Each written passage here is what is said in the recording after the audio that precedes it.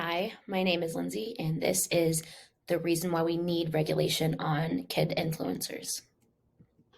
In 2017, Michael Stauffer adopted 2-year-old Huxley from China and recorded the entire process and posted it to various social media platforms. She reported that Huxley was adjusting well and his existing medical conditions were improving following bringing him home. In May of 2020, only 3 years after Huxley's adoption, the Stauffers decided to return him back to the adoption agency, citing that his medical conditions were too much of a challenge to continue to care for him. Huxley provided millions of views and subscribers for the family's for-profit YouTube channel and Instagram. His repayment for providing financial security for the Stauffers, and none for himself, was to yet again be taken from his home and forced to readjust to another culture, language, and norms. The ethical implication of this case shows that using your children for views and monetary gain is a profitable market, but is also has little to no barrier for entry. In my industry analysis for sports marketing, I noticed that there was a trend for trends on social media, and the perception of social media or of social change and commodification of what makes us feel good as humans is becoming a crafty way to obtain viewership. In this family channel, in this case, the family channel is the trend and the commodity is adopting a child in need. Social media is a relatively new idea of earning money and making a full-time job from posting content.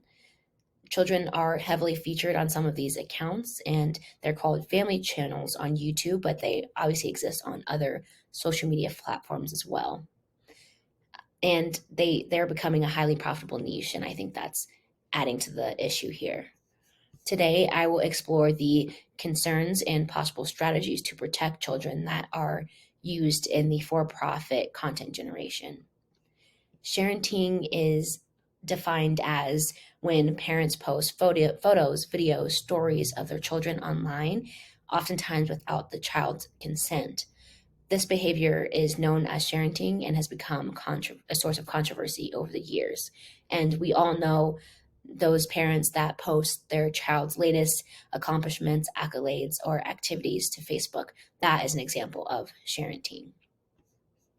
The broader impact of sharenting is that the privacy and autonomy of a child's online presence is eliminated when parents encroach and post to their desire on social media. In 493 parents that regularly use social media were surveyed, and this was to gauge their attitude towards posting their children on social media. So these are the two graphs that you see here. From the study, what stands out the most to me is that of the participants, over half of them report being comfortable sharing their children on social media, while a significant amount say that they never or rarely ask the child's permission before posting. The insights that I got from combining these two graphs is highlighting the issue of, do children get the autonomy of their own digital footprint? Act like you're crying. Really quick. I am crying. Go like this. No, Mom, I'm actually seriously crying. No, I know, but go like this. For the video. Go like this. Put one hand up. Like this. No, go like this. Put your hand like this. But let them see your mouth. Let them see your mouth. No, Mom, I'm actually crying. Look at me. I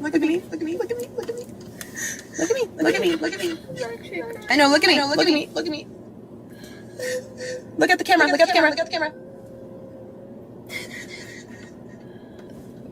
Act like you're crying. So this is Jordan Cheyenne, who is the mother of a family channel that we have talked about. In this video, she tells her son that their puppy is sick and they're not sure if she's going to make it. And within the YouTube video, this piece was accidentally left in, and the internet saw firsthand what it's like to kind of be a child in the situation. This clip for me was very uncomfortable to watch, and I'm sure you feel the same. but the emotional needs of this child are not being met. This editing mistake within this YouTube video gives us an idea of how children are made to partake in these videos and how their emotions and feelings take a backseat to the prospect of virality and views. This poor child repeatedly said, "Mom, I'm actually crying." And for her to ignore that and continue recording is a problem. So, the history and the current state of labor laws. In 1938, the Fair Labor Standards Act was set after years of children being exploited in many different areas and industries that harmed their health and general well being.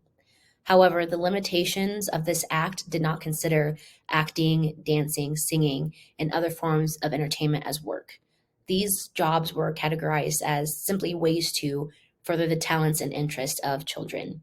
And as a result, the responsibility was handed down to the states to regulate child labor laws when it came to protect creative and entertainment works.